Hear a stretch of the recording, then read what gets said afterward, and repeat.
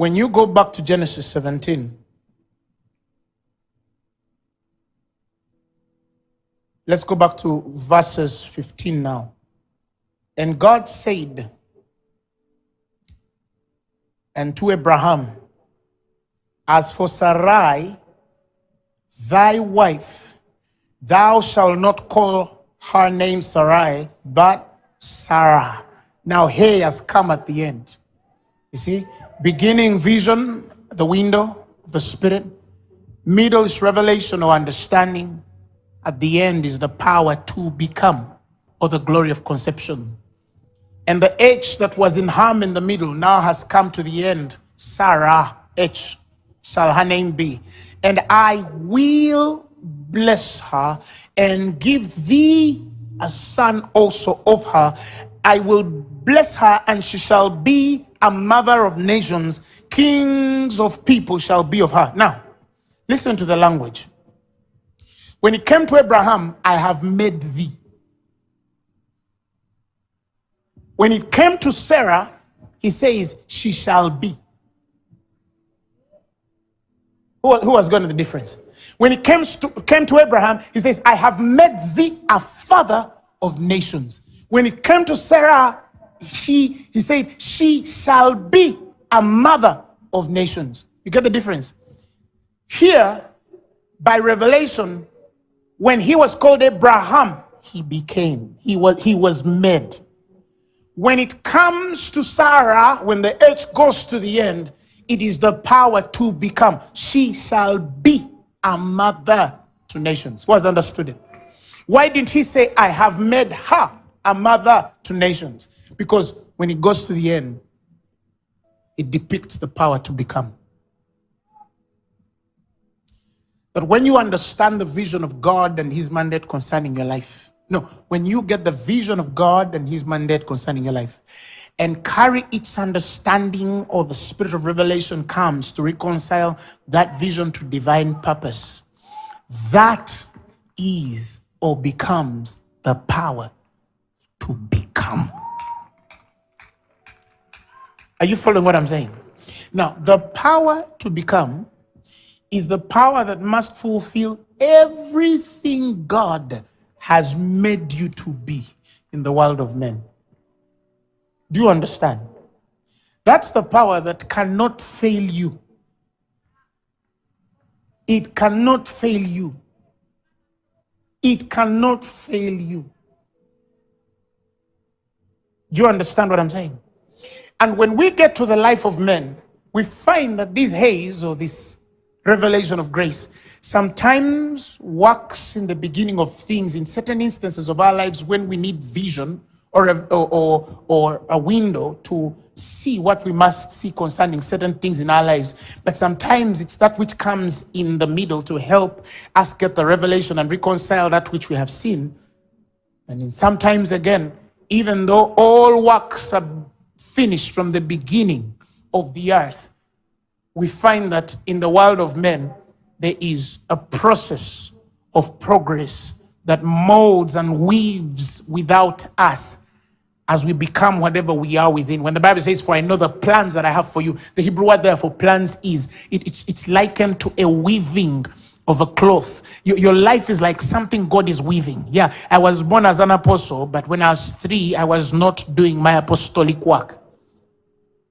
When I was 7 or 8, I had not even yet known that was my office. But known to God are his works from the beginning. He had already called me before I was formed in my mother's womb. He knew me and had adorned me or called me to be a man of God. That was true. But there was a process to become. And the process to become, one was the vision of God, the understanding and revelation of what he had shown me concerning who he is and my mandate on the earth. And that then takes me to the power to become what he has already made me or made of me. You see what I'm saying? Now, there are people who are still here. They're still trying to understand God and their mandate. They don't even know their purpose. There are people who have a revelation and an understanding of who they are in God and their mandate and who God is. And there are people here who have become. They're in the realm of becoming or have become. Every other day, they wake up to a world that is providing for who they are. The winds are blowing for who they are. The waves are responding for who they are. The rivers are flowing for who they are. The economies of the world are discussing and agreeing for who these men are. The plans of men in the secret chambers of their bedroom are all reconciling, and all things are working together for the good because they love the Lord. Most importantly, they are called according to his purposes. They have understood the mandate of God on their lives, and they're moving every other day, and they're like this thing that is unraveling. Every day it's just a flower that is, blossoming and beautifying, and people are seeing the strength, the colors, the abilities, the wisdom, the grace, the glories, the influences, everything that pertains to what God has created in them. Every day they become something. And when you understand the power to become, it's not the titles you receive in this world. No, it's the way you are represented in the spirit realm by the things living and the things that are not living. That even when you walk to a tree, it knows who you are. When you walk to a car, it knows who you are. When you walk to a building, brick and mortar, it knows who you are. When you walk to a president, they don't ask, who are you? They know who you are. When you enter the office of a king, they know who you are. When you enter anywhere, wherever there is power, he says, they will know who you are. You won't need to introduce yourself to anything. You won't need to. You won't need to. Do you know there are people, wherever they step, they are known? Not because they are bad people, or they are murderers, or they are controversial. They just have something on their life that introduces them. The crown of glory operating on their life speaks their name even before they enter certain places. And when it speaks well. That wherever you enter, wherever you will go, people will look at you and they know you for who you are by God. That's a name. That's the naming that you can receive by God. That's that name that God can put on your life, that wherever you will step, something or somebody will introduce you, even in the places you least expect to be known. Somebody will say, "You Apostle Emma, I know you." You didn't introduce yourself to them. No, you just built a life with God. You did not go around. That's why now. Listen, do I have a Facebook account? No, but people know me. Do I have Instagram? Do I have Smile Twitter? Do I tweet? No, I don't have time to just. No! Some of you should understand this. Get to the place and just be with your God. Just turn this thing as you fling between vision to revelation, vision to revelation, vision to revelation. The power to become will become eminent. And whatever God has created you to be will start manifesting forth. This is the glory of conception. Because when conception comes or happens, there is life. The life of a thing begins. That is why we are against abortion. Because the child's life doesn't begin when they are born.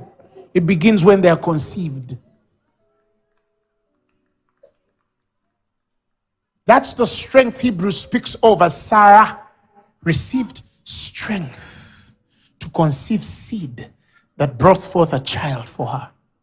It's the power of conception. The mind and life of God is reconciled with your being and purpose.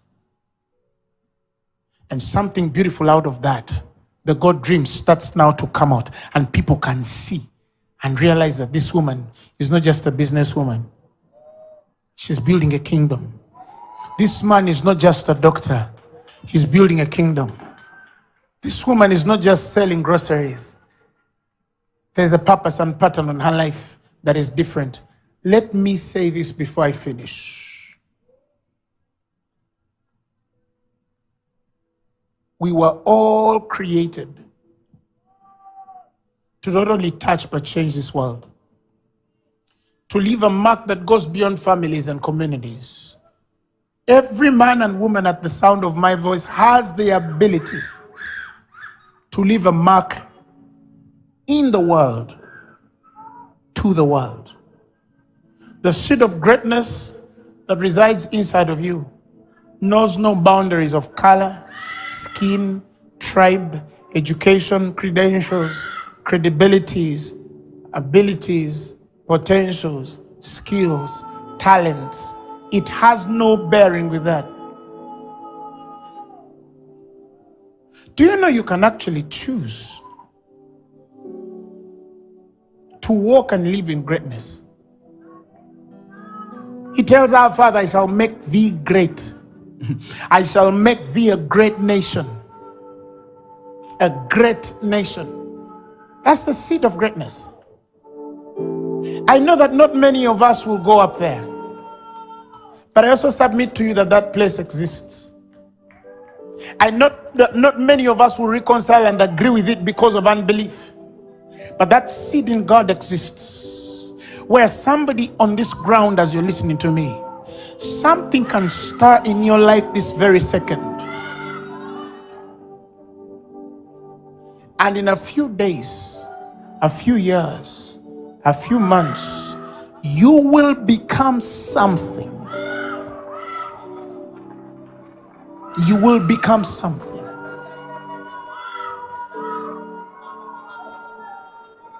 Somebody receive it. Receive it. Receive it.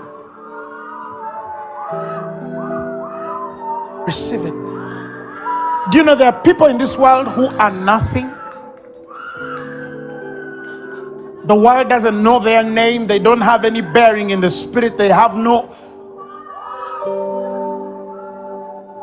even have an ounce of influence. Except maybe in the family. Some of them, even in their family, they don't carry a name.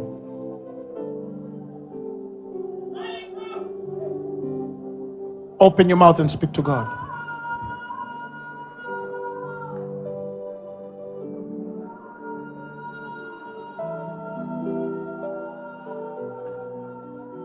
You must become.